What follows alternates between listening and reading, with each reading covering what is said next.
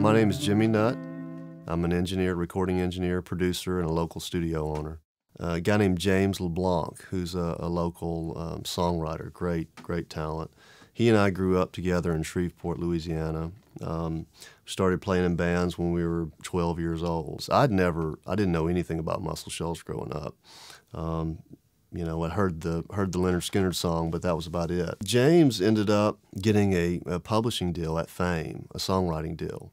And I was living in Austin, Texas at the time. So we came over and visited a couple of times and just fell in love with the place and just was enamored with the studios and the history that I started learning about. So we came over, had dinner with Rodney Hall, and I basically said, you know, if I picked up my family and moved to Muscle Shoals, you know, can I learn in the studio? Can I work and learn? And he said, yeah, I can't guarantee you any money or any job, but you can come here and work and learn. And so somehow that was enough for me. Then they hired me as a part-time employee. They saw, you know, how serious I was about it and how much I wanted to be a part of what they were doing. The staff engineer at the time was Don Shrigley, and he had been here for a long time, and he was just kind of looking for a change and wanted to do something different.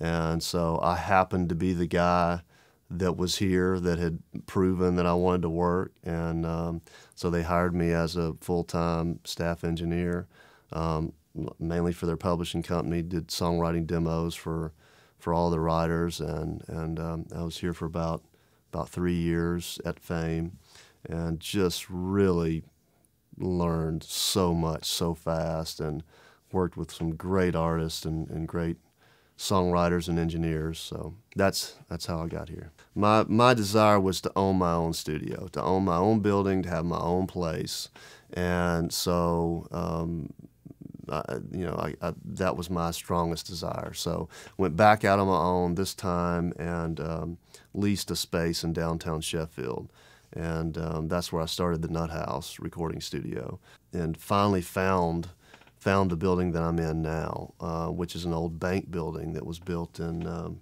the 50s, early 50s, and bought the bank building and remodeled it and put my studio in, and I've been there for about 5.5 years. You know, it's really interesting. It's kind of a peculiar industry because I would say almost 100% of my business has been word of mouth, and it's just been a slow growth of, you know, you do this album, you do a good job for somebody, someone else hears it, they like it, and so it's just really built upon itself that way. I have done little or no advertising. You drive by my studio in downtown Sheffield, there's no sign outside at all. You don't even know it's a studio. I'm not really one that's looking for the next big thing or a big hit. I'm really, you know, I love artistic integrity and you know, making music that means something, you know. That's kind of what I look for. There's lots of talent here. There's lots of talent in the Shoals. I've been amazed over the years when I think I kind of know all the singers, songwriters, when I know all the bands, know all the players, you know, something else pops up and I'm like, wow, I didn't even know these people were here, you know, and it's a cool group doing something different, you know, and so there seems to be kind of an endless well of you know, young people coming up through the ranks and you know, knowing the history and learning from that, but taking it and doing their own thing with it, and so there's quite a bit of talent in this area. We've had a lot of folks coming over from overseas, you know, Europeans and visiting and working, you know, and they really know the history. They really know about this place and know the players, know David Hood, know Spooner Oldham, know Roger Hawkins, Jimmy Johnson. I mean, they know what records they played on, and you know that, you know, Duane Allman played on John Hammond's record from 1968, you know, that was cut here. I mean, they know that stuff. You know, Jason Isbell and Shauna Tucker and Scott Boyer III, and all these people would jam and hang out, and everybody kind of saw that Jason had some talent, you know. So Rodney signed him as a songwriter to the publishing company. So periodically Jason would come in and with his acoustic guitar, just Jason and an acoustic guitar, and he would go out there and I would mic him up and record him, and he would play everything that he had written in the past 3 weeks or a month or whatever.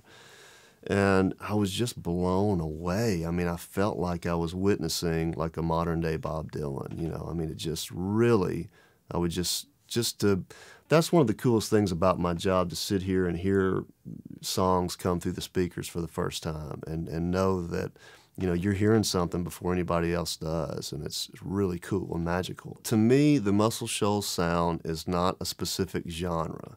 It's always been about the people to me, the people that made the music then and the people that make the music today. I mean, that's what it's about, and so that's what makes the Muscle Shoals sound.